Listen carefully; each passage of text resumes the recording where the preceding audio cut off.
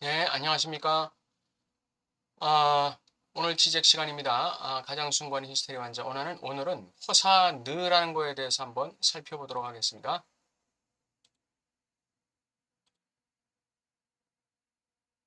네, 호사느라는 거는 불어에서 어떤 용법으로 쓰이냐면은 뭐뭐이지 않을까 염려스럽다. 뭐뭐 하지 않을까 두렵다. 이런 뜻으로 되게 쓰이는 말입니다. 그러니까 이게 부정사이긴 한데 이게 애매한 부정사예요. 그냥 부정사 no, not 이런 뜻이 아니라 거기에 뭐뭐이지 않을까 한다 하는 그런 그 주체의 두려움 내지는 불안을 담고 있는 부정사가 이 허사느입니다. 그런 그 허사느의 이 개념을 가지고 한번 살펴보겠습니다. 실제에 대한 락강의 문제의식과 물 자체에 대한 칸트의 문제의식 사이의 근본적 비양립성이 나온다.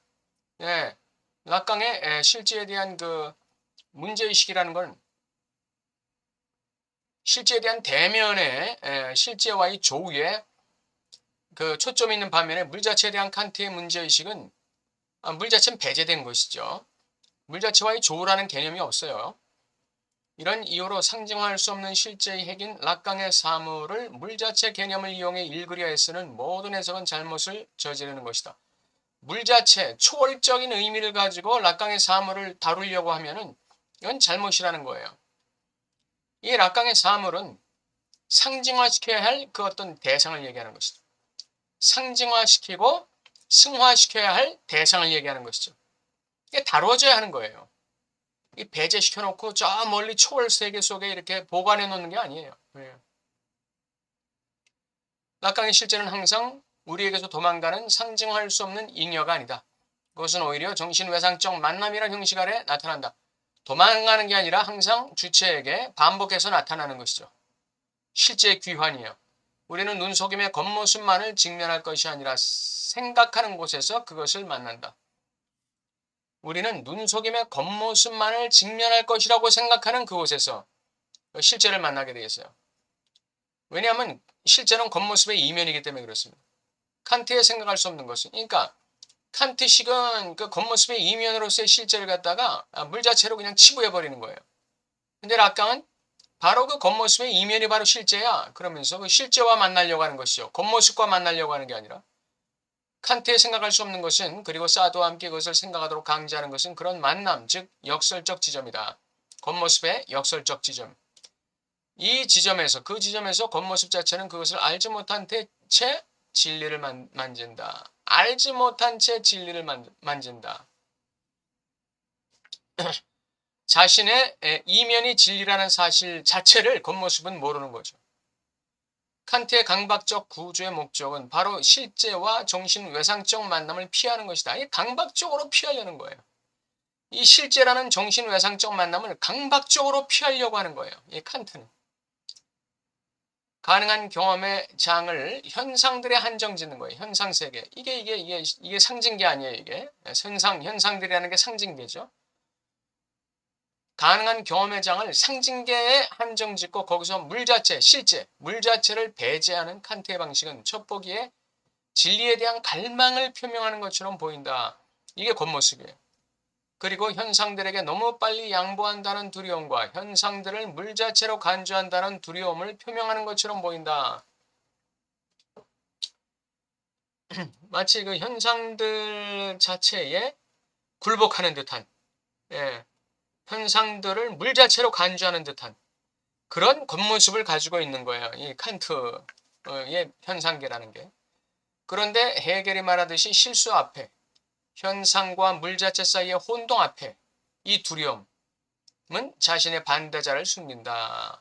그리고 그 두려움은 진리 자체에 대한 두려움이라는 것이 드러난다. 칸트에게서는 그 진리 자체와 만나는 것에 대한 두려움 때문에 그것을 물 자체로 치부해버리는 것이죠. 사실은. 그리고 현상계에 대한 두려움이 진짜 두려움인 양 겉모습을 드러내는 것이죠. 그러나 사실은 그 물 자체로 치부해버렸던 그 실제에 대한 두려움이 진면목이었죠. 두려움의 진면목이었어요. 그 두려움 안에서 어떻게 해서든 진리와의 만남을 피하려는 욕망이 나타난다. 이게 이제 칸트예요. 겉모습과 진리 사이의 관계는 따라서 변증법화해야 한다는 것이다. 즉 가장 철저한 환각은 눈을 속이는 겉모습뿐인 것을 진리로 착각하는 것. 사물 자체로 간주하는 행위가 아니라 오히려 겉모습만을, 환각만을, 허구만을 직면한다고 주장하면서 진리를 식별하기를 거부하는 것. 이 강박적인 거부, 이 진리를 식별하는 것에 대한 강박적 거부가 바로 변증법화돼서 드러나야 한다 이거죠. 달리 말해 실수하지 않을까 하는 이 걱정 안에 있는 이 허사, 실수하지 않을까 하는 이 걱정. 그러니까 실수에 대해서 무서워하는 거죠. 실수에 대해서 무서워하는데 그 실수에 대한 걱정이 도착된 걱정이라는 거예요. 자, 보시면 실수하지 않을까 하는 이 걱정 안에 허사 너는 순수하게 허사인 너가 아니다. 또는 그런 것으로서 그것은 주체의 진정한 욕망을 배반하는 의미론적 충만한 부정의 징후가 될 것이다. 의미론적으로 충만한 부정의 징후. 이게 주체의 진정한 욕망을 배반하는 거예요. 주체의 진정한 욕망이 뭐죠? 이거는 실제와의 조우예요. 이게.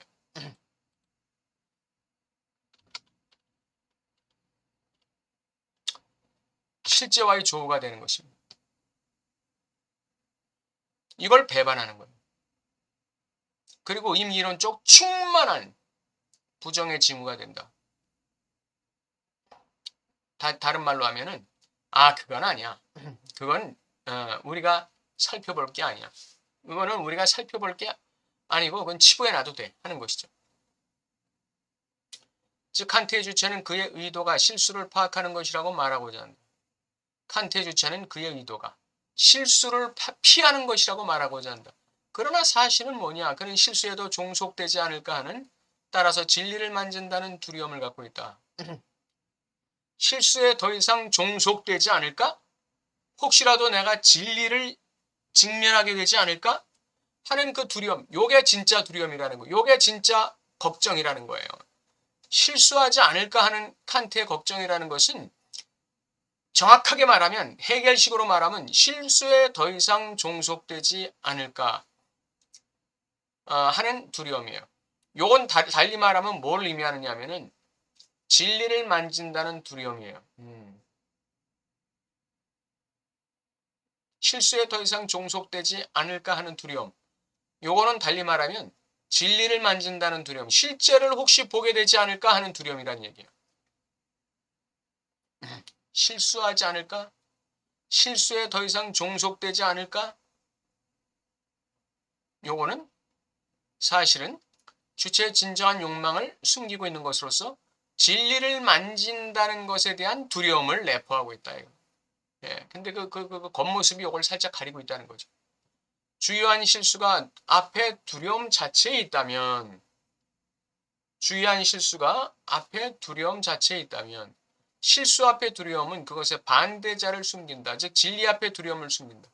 실수에 대한 두려움이 진리를 만나는 것에 대한 두려움을 숨기는 거예요. 이 실수 앞에 두려움이라는 거, 실수에 더 이상 종속되지 않을까 하는 요 걱정, 실수하지 않을까 하는 요 걱정, 요거는 진리 앞에 두려움을 숨기는 겉모습이에요.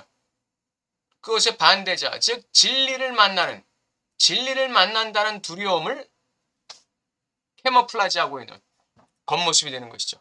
즉 헤겔의 표현은 강박의 끊임없는 지연에 그것을 특징 짓는 무한한 조심들의 주체적 위치를 요약한다. 조심하는 거예요. 진리를 만나지 않기 위해서 조심하는 거죠. 강박적 구조, 그러니까 그 상징계에 말하자면 그 이해되지 않는 부분을 이해하려고 하는 거기에 머문다는 것이죠. 강박적 구조를 참조함으로써 우리는 잘못된 이해를 피할 수 있다. 이 잘못된 이해에 따르면 진리 앞에 이 두려움은 진리가 충만히 드러날 때 나에게 너무 강하고 너무 눈부실 것 같은, 우리의 보기에 너무 눈부실 것 같은 그 근심으로 진리의 태양을 정면에서 바라보는 것이 불가능할 것이라는 근심으로 뭐가 지탱돼요? 강박적 구조가 지탱되는 거예요.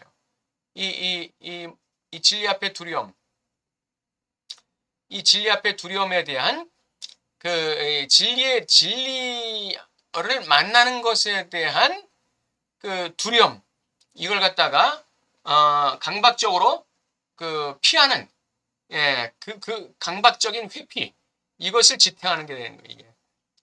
강박적인 그 회피를 지탱하는 게 뭐냐? 진리가 너무 눈부실 것이라는 근심이에요. 그러나 사실은 그게 아니죠. 진리 앞에 두려움은 오히려 진리 한복판의 텅빔 앞에 두려움이다. 진리의 충만함에 대한 그 근심이 아니라 진리 한복판에 있는 이 텅빔 앞에 텅빔을 바라보는 거에 대한 두려움이라는 거예요. 그 두려움은 진리가 전부 아닌 구멍 뚫린 그 자신 안에 이미 있다는 예감을 드러낸다. 이 주체의 텅빔을 갖다가 대면하는 거에 대한 두려움이죠. 아무리 주체가 상징계에서 현상계에서 아무리 구조를 만든다 할지라도 그 구조가 가리고 있는 그 구조 안의 텅빔, 구조가 진실로 가리고 있는 그 구조 안의 텅빔, 요게 실제거든요. 요게 진실이고 진리거든요. 요 텅빔, 요거를 보는 데 대한 두려움이란 말이죠. 이게 허산의 역할이에요. 이걸 볼 때 주체는 향락으로 들어가는 거예요. 이 향락이라는 게 뭐죠? 이게 고통 속의 즐거움, 고통 속의 환희예요. 환희, 고통 속의 환희.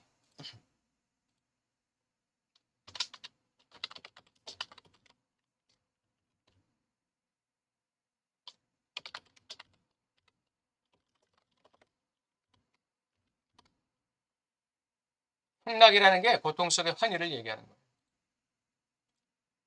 인간은 자신의 텅 빔을 볼 때 좌절로만 들어가지 않아요. 인간은 자신의 텅 빔을 볼 때 거기서 환희를 느끼는 거예요. 어떤 깨달음을 느끼게 돼, 깨달음을 얻게 되고 이 실제를 봤다는 그 어떤 실제를 만났다는 그 어떤 이 환희를 갖게 되는 거예요. 그러니까 우리가 죄인이라는 걸 깨달을 때 우리는 자살하지 않아요. 아, 내가 이렇게 산 줄 알았는데 내가 죄인이구나라는 걸 깨달을 때, 내가 얼마나 흉악한 죄인이라는 걸 깨달을 때 내가 좌절하고 우울해지고 자살로 가야 되는, 죽음 충동으로 가야 되는데 그렇지 않다는 거예요. 진정한 자신을 만나는 데 대해서의 환희가 온다는 거예요. 고통 속에 환희가 온다는 거죠. 이게 향락이에요, 이게. 향락에 대한 강박의 관계처럼. 일련의 규칙들, 우회들을 통해 강박은 향락을 구현하는 사물과의 만남의 순간을 지연하려고 시도한다. 뭐가 강박이. 아까 진리를 만나는 거에 대한 그,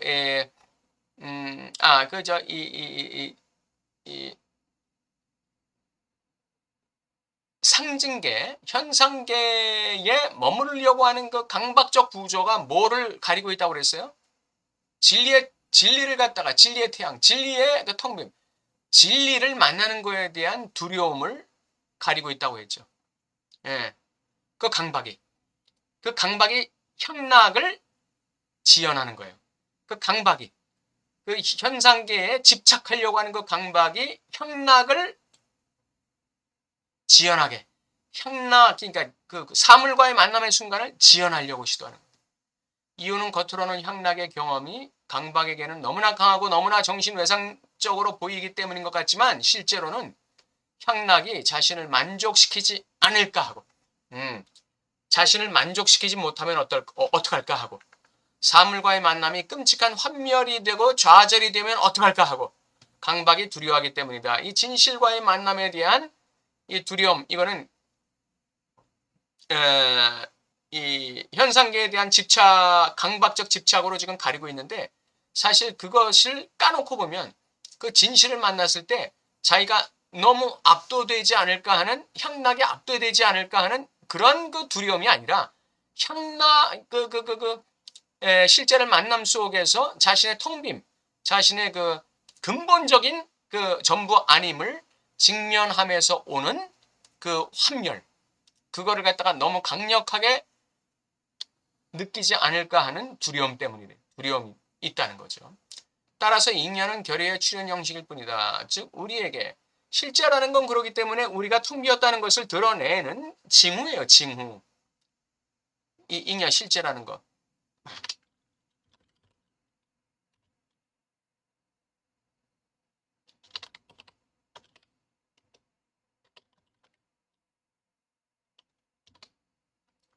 결의의 징후로서의 잉여예요. 결의의 징후로서의 잉여. 실제라는 거. 이 잉여라는 거는 결의의 징후로서의 잉여예요. 실제. 우리에게 너무 많은 향락을 주는 사물 앞에서의 도주는, 즉 실제 앞에서의 도주는 사물이 우리를 환멸시킬 수 있을 것이라는 예감을 드러낸다. 우리를 좌절시킬 수 있을 것이라는 두려움을 드러낸다는 것이죠. 이게 허사느예요. 뭐뭐 하지 않을까 하는 그 두려움.